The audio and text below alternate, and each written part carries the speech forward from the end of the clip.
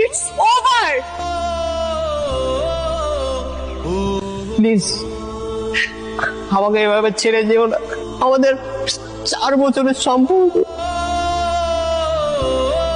তোমাকে ছাড়া কি করে বাঁচবো বলো? যাও, মরে যাও। আমার হাতটা ছাড়ো। দাঁড়ান, আপনি যেটা করছেন সেটা ঠিক করছেন না। আরে আপনি কে? আসুন আমার সাথে।